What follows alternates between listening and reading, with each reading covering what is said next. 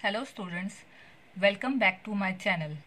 हमने last video में discuss किया था चैप्टर 1 इंटीजर्स किया एक्सरसाइज 1.3 का क्वेश्चन नंबर 4 और आज हम डिस्कस करेंगे question number 5 of exercise 1.3।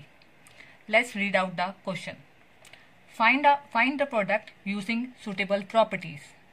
Question क्या कह रहा है कि हमें प्रोडक्ट्स ढूंढना है सुटेबल प्रॉपर्टीज को यूज करके। इसमें कौन सी प्रॉपर्टीज की बात हो रही है? डिस्ट्रीब्यूटिव प्रॉपर्टी, एसोसिएटिव प्रॉपर्टी, जो मल्टीप्लिकेशन की प्रॉपर्टीज हैं। इसके रिगार्डिंग अगर आपको पता है तो ठीक है, अगर आप नहीं जानते तो आप उसके लिए मेरी दूसरी वीडियो रेफर कर सकते हैं जिसमें मैंने इन प्रॉपर्टीज के बारे में एक्सप्लेन किया हुआ है। चलो लेट्स हम अपना क्वेश्चन स्टार्ट करते हैं। इस वीडियो में मैं आपको 4 पार्ट्स इसके डिस्क्राइब करूंगी और नेक्स्ट वीडियो में rest. First part 26 into -48 plus -48 into -36। अगर आप इस पार्ट को ध्यान से देखें तो इसमें मल्टीप्लिकेशन की प्रॉपर्टी डिस्ट्रीब्यूटिव प्रॉपर्टी को यूज करके हम इसे सॉल्व कर सकते हैं। अगर आप इन दोनों पार्ट्स को ध्यान से देखें तो इसमें -48 कॉमन है तो हम उसे कॉमन ले सकते हैं। तो ठीक है, हम -48 को कॉमन ले लेते हैं और मल्टीप्लाई, ब्रैकेट में रह जाएगा हमारे पास 26 प्लस, क्योंकि यहाँ पे प्लस का साइन है, और ये है -36। इसे हम ब्रैकेट में इसलिए लिख रहे हैं क्योंकि हम दो साइंस इकट्ठे नहीं लिख सकते और हमने इसमें यूज की है प्रॉपर्टी डिस्ट्रीब्यूटिव प्रॉपर्टी, तो उसे हम यहाँ पे मेंशन करेंगे।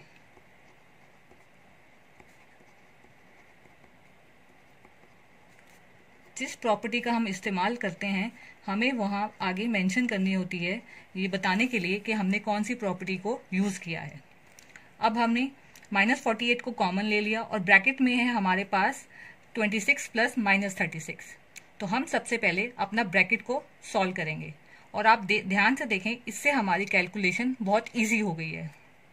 तो -48 को हमने ऐसे ही रहने दिया और ब्रैकेट में 26 प्लस माइनस इज माइनस।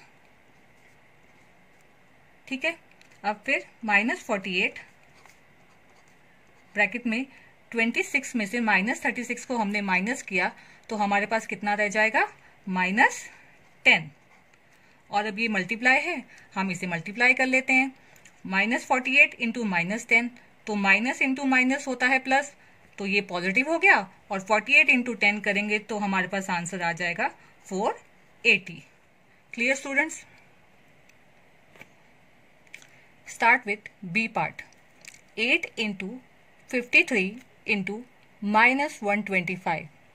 इसमें हमारे पास ये तीनों नंबर्स ऑलरेडी मल्टीप्लाई में हैं, तो हम इस पे कौन सी प्रॉपर्टी को यूज करके हम इसे सॉल्व कर सकते हैं? तो हम इसमें एसोसिएटिव प्रॉपर्टी का इस्तेमाल करते हैं कि जिससे हम नंबर्स को ऐसे अरेंज करेंगे कि जिससे हमारी कैलकुलेशन इजी हो जाए। और 53 को 125 से मल्टीप्लाई करेंगे तो हमारे लिए थोड़ा डिफिकल्ट होगा, तो हम क्या करते हैं कि 8 को पहले -125 से मल्टीप्लाई करते हैं और फिर इसे सॉल्व करेंगे। तो हम कैसे करेंगे? 53 को हम आगे ले आए, मल्टीप्लाई, ब्रैकेट ओपन, 8 को हमने मल्टीप्लाई किया -125 से और हमने यहाँ पे कौन सी प्रॉपर्टी का इस्तेमाल किया है? Associative.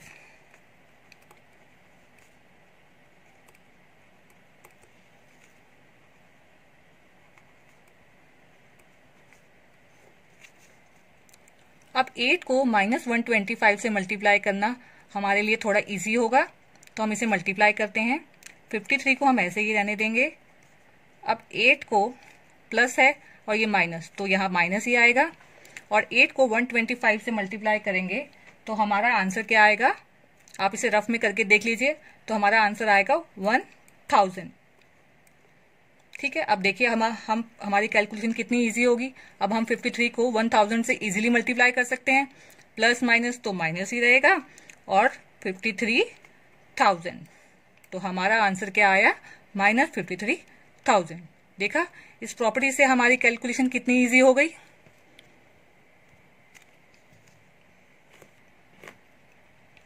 Let's go to third part, C part. 15 into -25 into -4 into -10। अब इसमें हमारे पास 4 टर्म्स हैं, तो हम इसमें कौन सी प्रॉपर्टी को इस्तेमाल करके अपनी कैलकुलेशन को इजी कर सकते हैं? हम क्या कर सकते हैं, अब इसमें डिस्ट्रीब्यूटिव प्रॉपर्टी या एसोसिएटिव प्रॉपर्टी तो नहीं लग सकती, हमें इसे डायरेक्ट ही मल्टीप्लाई करना होगा। बट हम अपनी कैलकुलेशन को थोड़ा इजी कर लेते हैं। उसके लिए हम क्या करते हैं, हम रीग्रुपिंग प्रॉपर्टी का इस्तेमाल करते हैं, कि मतलब नंबर्स को उनकी पोजीशन से चेंज कर देना। तो अपनी कैलकुलेशन को इजी करने के लिए अगर मैं 25 को 4 से मल्टीप्लाई करूं तो मेरे पास एक डायरेक्ट नंबर आ जाएगा, क्योंकि 4 5 का क्या होता है 20, तो उसे मल्टीप्लाई करना मेरे लिए इजी होगा। और 15 को 10 के साथ, तो हम ऐसे कर लेते हैं। लेकिन अगर आपको नहीं लगता है तो आप डायरेक्ट भी मल्टीप्लाई कर सकते हैं। ऐसा नहीं है कि आपको रीग्रुपिंग करने के बाद ही इसे सॉल्व करना है, आप डायरेक्ट भी कर सकते हैं। बस आपकी कैलकुलेशन को इजी करने के लिए हम रीग्रुपिंग कर रहे हैं, ठीक है। तो -25 इंटू -4 एंड मल्टीप्लाई 15 इंटू -10। अब रीग्रुपिंग में आप क्या कीजिए, इनको ब्रैकेट्स में डाल दीजिए कि मैंने इस नंबर को इससे मल्टीप्लाई करना है और इसको इससे। अब माइनस माइनस तो प्लस हो जाएगा, और 25 को हम 4 से मल्टीप्लाई करेंगे तो हमारे पास आंसर आएगा 100। ओके, और मल्टीप्लाई का साइन है यहाँ पे। प्लस माइनस तो माइनस हो जाएगा, और 15 को हम 10 से मल्टीप्लाई करेंगे तो हमारे पास आएगा 150, तो इट इज -150। अब देखिए कितने बिग बिग नंबर्स थे, लेकिन हमने इसी रीग्रुपिंग करके इसकी कैलकुलेशन को इतना आसान कर दिया। और 150 को 100 से मल्टीप्लाई करना कितना इजी है, तो प्लस माइनस तो माइनस ही होगा, और 150 को हम 100 से मल्टीप्लाई कर देंगे तो उतने ही जीरो हम आगे लगा देते हैं। तो हमारा आंसर क्या आ गया, -15,000। जैसे मैंने कहा स्टूडेंट्स, अगर आपको लगे तो आप ये यूज करें, नहीं तो आप डायरेक्ट मल्टीप्लाई भी कर सकते हैं। Last part, D part, -41 into 102। अब इसे सॉल्व करें, हम अगर डायरेक्ट मल्टीप्लाई करें तो हमारे लिए थोड़ा सा डिफिकल्ट होगा, पर एज सच जैसे इस क्वेश्चन में बोला गया है कि प्रॉपर्टीज को यूज कर सकते हैं, तो हम एक प्रॉपर्टी है हमारी डिस्ट्रीब्यूटिव प्रॉपर्टी, उसे यूज करके हम इसे सॉल्व करेंगे। लेकिन डिस्ट्रीब्यूटिव प्रॉपर्टी को यूज करने के लिए हमें 3 टर्म्स चाहिए होती हैं, बट इसमें तो सिर्फ 2 ही टर्म्स हैं। तो हम कैसे करते हैं, देखिए -41 को हम एज इट इज रहने देंगे। अब मल्टीप्लाई का साइन तो है। अब 102 को हम कैसे लिख सकते हैं, अगर आप सोचें तो हम इसे 100 + 2 की फॉर्म में भी लिख सकते हैं ना, क्योंकि अगर हम 100 में 2 ऐड करें तो 102 बन गया। और इस तरह से कन्वर्ट करने से मैं अपनी डिस्ट्रीब्यूटिव प्रॉपर्टी का यूज भी कर पाऊंगी, जिससे कि मेरी कैलकुलेशन बहुत इजी हो जाएगी। जैसे मैंने आपको पहले भी कहा था, जो प्रॉपर्टी आप यूज करें उसे आगे मेंशन जरूर करें। अब देखिए इससे मेरी कैलकुलेशन बिल्कुल इजी हो जाएगी। अब डिस्ट्रीब्यूटिव के प्रॉपर्टी के हिसाब से a को हम मल्टीप्लाई करेंगे b से, फिर a को मल्टीप्लाई करेंगे c से, ठीक है। तो हम पहले ब्रैकेट को ओपन करते हैं, तो -41 इंटू 100, इसे हम एक ब्रैकेट में पुट कर देते हैं, और प्लस का साइन आएगा यहाँ पे, क्योंकि हमने इससे मल्टीप्लाई किया। फिर इससे मल्टीप्लाई करेंगे तो बीच में साइन कौन सा आएगा, प्लस का। तो -41, इसे हम ब्रैकेट में डालना जरूरी है, क्योंकि 2 साइंस को हम इकट्ठा नहीं लिख सकते। तो इंटू 2, इसे भी एक बिग ब्रैकेट में पुट कर देते हैं। हम पहले अब अलग अलग ब्रैकेट्स को दोनों को सॉल्व करेंगे।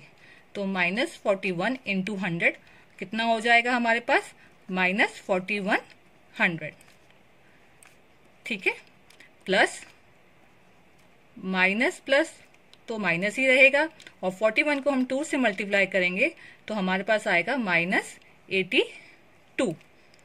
अब हम ब्रैकेट्स को हटा देते हैं, तो -4100, और ये प्लस माइनस क्या हो जाएगा, क्योंकि दोनों मल्टीप्लाई में है तो प्लस माइनस होता है माइनस, ठीक है।